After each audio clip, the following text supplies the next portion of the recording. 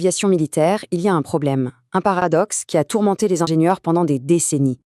Alors, c'est quoi ce paradoxe? Eh bien, c'est assez simple. D'un côté, on a les géants stratégiques, des avions à réaction capables de transporter un char d'assaut à l'autre bout du monde.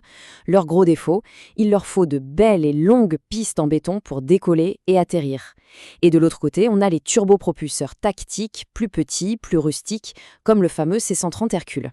Eux, ils peuvent se poser à peu près n'importe où, sur une piste en terre, courte, mal préparée, mais leur limite, c'est qu'ils ne transportent pas grand-chose. Pendant très longtemps, c'était soit l'un, soit l'autre. Il fallait choisir. Et puis, au tournant du XXIe siècle, plusieurs pays européens se sont posé une question un peu folle. Leurs avions de transport vieillissaient et ils se sont dit « et si on essayait de construire un avion qui sache tout faire ?» Un appareil qui aurait la capacité de charge d'un gros porteur stratégique, mais aussi l'agilité d'un avion tactique capable de se poser sur un terrain de fortune. Le meilleur des deux mondes en quelque sorte. Seulement voilà, comme souvent, quand on vise très très haut, le parcours a été, disons, compliqué. Le développement de cet avion, qu'on a baptisé l'A400M, a rapidement viré au cauchemar industriel. Le premier problème, c'est que la politique s'en est mêlée. 7 pays partenaires, c'est bien, mais chacun voulait sa part du travail. Résultat, on s'est retrouvé avec un puzzle industriel complètement dingue.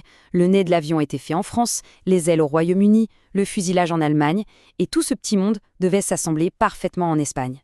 C'était un casse-tête logistique, mais aussi politique absolument infernal. La moindre décision prenait des mois de négociation. Et évidemment, ce cauchemar a causé des retards monstrueux. L'idée de base date de 1984, mais le programme n'a été lancé officiellement qu'en 2003. Et là, les ennuis ont vraiment commencé. En 2008, un problème technique majeur apparaît, les retards s'accumulent, les coûts explosent, et en 2010, le projet est tout simplement au bord du précipice. Et au cœur de tous ces problèmes, il y avait un cauchemar technique. Une seule pièce, ou presque, la boîte de transmission de puissance, la fameuse PGB. C'est une pièce essentielle qui fait le lien entre la puissance folle du moteur et les immenses hélices. Et cette pièce, eh bien, elle n'arrêtait pas de casser pendant les tests. Surchauffe, vibration, elle s'usait beaucoup trop vite. C'était le vrai talon d'Achille du projet, ce qui menaçait de tout faire capoter. La situation était tellement, mais tellement critique que le patron d'Airbus de l'époque, Tom Enders, a fait une déclaration choc. Il a dit publiquement qu'il était prêt à tout arrêter, à tout jeter à la poubelle. Imaginez un peu la pression.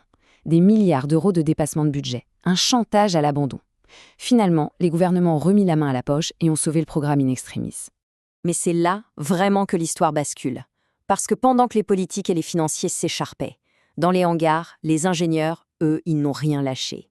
Et des cendres de ce quasi-désastre, ils ont fini par faire sortir un véritable miracle de technologie. Une fois les problèmes réglés, les moteurs de l'A400M se sont révélés être de vrais monstres. Chacun d'entre eux développe 11 000 chevaux. Pour vous donner une idée, ce sont tout simplement les turbopropulseurs les plus puissants jamais conçus dans le monde occidental. Une puissance brute phénoménale. Et toute cette puissance, à quoi ça sert? Eh bien, à transporter des charges incroyables. La 400M peut embarquer jusqu'à 37 tonnes de matériel. Ça veut dire qu'on peut faire entrer dedans un hélicoptère d'attaque ou même 2 véhicules blindés. La partie stratégique du contrat était remplie. Mais le chiffre qui change tout, celui qui prouve qu'ils ont réussi l'impossible, le voici. Cet avion immense peut atterrir sur une piste de seulement 750 mètres. Et pas forcément une belle piste en béton, non, sur du sable, sur du gravier. Ce mastodonte de métal peut se poser là où seuls les petits avions tactiques osaient aller. Pari gagné.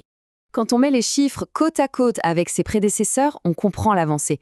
Comparé au Transal ou au Hercules, la 400M transporte quasiment le double de charge et il vole presque 50% plus vite. Ce n'est plus une évolution, c'est une véritable révolution. Ok, donc il transporte beaucoup, il atterrit partout. Mais ce n'est pas tout, parce que c'est bien d'amener du matériel, mais c'est encore mieux de pouvoir le livrer très précisément, sans même se poser. Et dans ce domaine aussi, l'A400M est exceptionnel. Pour ça, il a 2 techniques principales. La première, c'est le largage par gravité. On ouvre la rampe arrière, on incline un peu l'avion, et les palettes de matériel glissent toutes seules. Simple, efficace. La deuxième, c'est le largage par extraction. Un petit parachute est déployé, il attrape le vent et tire la charge hors de l'avion. C'est plus complexe, mais très précis. Et dans les 2 cas, il peut larguer jusqu'à 25 tonnes de matériel en un seul passage. Mais son véritable super pouvoir, c'est qu'il est complètement autonome. Il peut se poser sur un terrain isolé, décharger son matériel tout seul, sans aucune aide au sol. Et le plus fou, c'est que grâce à ses hélices qui peuvent tourner dans des sens opposés, Il peut faire marche arrière et même pivoter sur place. C'est juste stupéfiant pour un avion de cette taille. Bon, toutes ces caractéristiques techniques, c'est bien beau sur le papier. Mais c'est sur le terrain, dans le feu de l'action, dans les situations les plus critiques, que l'A40M a vraiment fait taire tous ceux qui n'y croyaient plus. Sa première grande mission n'a pas été militaire, mais humanitaire. On est en 2017, dans les Caraïbes, juste après le passage d'un terrible ouragan. C'est l'ouragan Irma qui a tout dévasté. La Royal Air Force britannique a alors déployé ses A400M. En 24 heures à peine, ils étaient sur place. Ils se sont révélés cruciaux parce qu'ils étaient les seuls assez gros et assez agiles pour se poser sur des pistes courtes abîmées, sur des îles complètement coupées du monde. Ils ont livré des tonnes d'aide et ont évacué des centaines de personnes. Mais l'épreuve ultime, la véritable rédemption, elle arrive 4 ans plus tard. Dans l'un des endroits les plus chaotiques et dangereux du monde à ce moment-là, l'aéroport de Kaboul. En août 2021, quand Kaboul tombe aux mains des talibans, c'est le chaos absolu. Les A40M européens ont été au cœur du pont aérien pour évacuer des milliers de personnes. Ils ont volé jour et nuit, dans des conditions de stress extrêmes. Ils ont embarqué bien plus de passagers que prévu, parfois plus de 200 personnes serrées dans la soute. Certains rapports disent même que des pilotes ont dû larguer des leurs pour éviter des tirs de missiles au décollage. L'avion a été héroïque. Il a sauvé des milliers de vies. Alors aujourd'hui, on peut le dire, l'A400M est bien plus qu'un avion. C'est devenu un outil stratégique essentiel, un symbole de ce que l'Europe peut accomplir quand elle travaille ensemble, même dans la douleur. Et attention, l'histoire est loin d'être finie. C'est une plateforme qui continue d'évoluer. Airbus travaille sur de nouvelles versions. Par exemple, un kit pour transformer l'A400M en bombardier d'eau, capable de larguer 20 000 litres en un seul passage.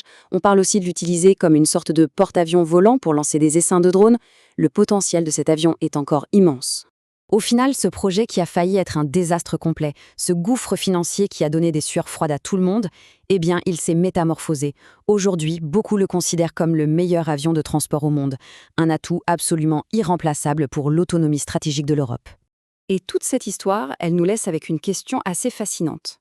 Cette manière de faire à l'européenne, si compliquée, si chaotique, qui frôle la catastrophe avant de donner naissance à des technologies incroyables, est-ce que c'est notre plus grande faiblesse ou est-ce que paradoxalement c'est peut-être notre force cachée ?